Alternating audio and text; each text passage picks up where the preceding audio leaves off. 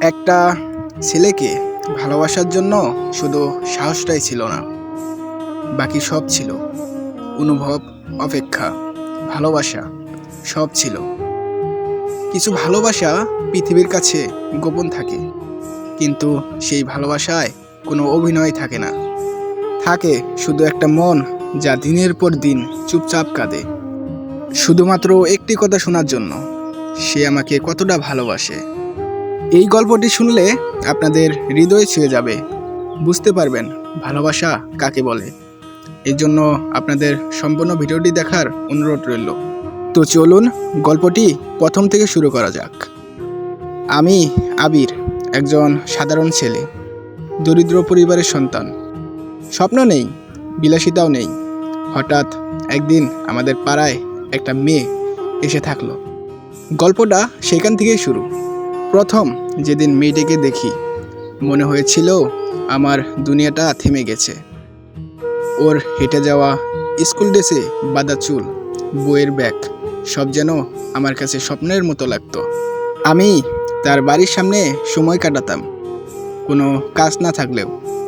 আমি অপেক্ষা করতাম কখন সে বাড়ি থেকে বের হবে। আমি একটুখানি তাকে তাকিয়ে দেখব। মাঝে মাঝে চোখে চোখ পড়ে যেত দুজনের। সে তখন আর চোখ সরাতো না। আমি বুঝতাম, সেও ভালো করে বুঝতে পারতো, কিন্তু দুজনের কেউ কিছু বলতো না। আমি কতবার ভেবেছি একটা চিঠি লিখে মেয়েটাকে দিয়ে দেই, কিন্তু প্রতিবার থেমে যাই। যদি সে আমাকে ঘৃণা করে, যদি আমাকে গরিব বলে অবহেলা করে। এই জন্য আমি কখনো সাহস পেতাম না। কারণ আমি তোর মতো আধুনিক কিংবা পরিষ্কার জামা কাপড় পরা কেউ নই। আমি শুধু একজন গরিব ছেলের ছায়া। একদিন আমি দেখলাম সে নতুন জামা পরে নতুন সাজে কোথাও যেন বের হয়ে গেল। তখন আমি বুঝতে পারলাম সে বড় হচ্ছে, বুঝতে শিখেছে কে কেমন। তারপর হঠাৎ একদিন শুনতে পেলাম সে এখন ফোনে কারোর সঙ্গে কথা বলে, হয়তো প্রেম। আমি তখন কিছুই বলিনি, শুধু চুপচাপ শুনে গিয়েছিলাম। আজও আমি তার পাড়ায় হেঁটে যাই, যদিও সে বোঝে না।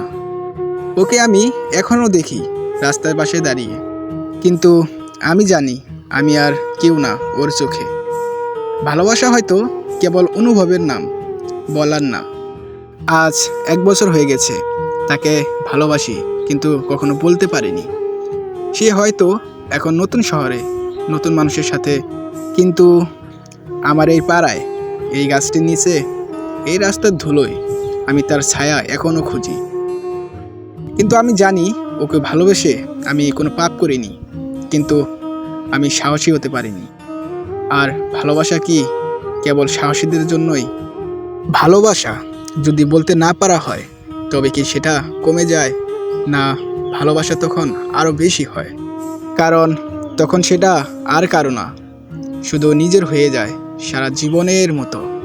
ভালোবাসা মানে শুধু পাওয়া নয়, ভালোবাসা মানে কাউকে নিজের মধ্যে আগলে রাখা, প্রতিদিন চোখে থাকা, অথচ চুপচাপ থাকা, যেন সে কখনোই না জানে কেউ তাকে কতটাও ভালোবাসে। এই গল্পটা আমার এক সাবস্ক্রাইবারের জীবনের ঘটে যাওয়া গল্প থেকে বানানো। তো এই গল্পটা যদি আপনাদের ভালো লেগে থাকে, তাহলে পেজ হলে পেজটিকে ফলো, সাথে লাইক, কমেন্ট অ্যান্ড শেয়ার করুন। আর ইউটিউব চ্যানেল হলে চ্যানেলটিকে সাবস্ক্রাইব করে আমাদের সাথেই থাকুন। তবে দেখা হচ্ছে অন্য কোনো হৃদয় ছোঁয়া গল্প নিয়ে। ততক্ষণ ভালো থাকুন, সুস্থ থাকুন। আল্লাহ হাফেজ।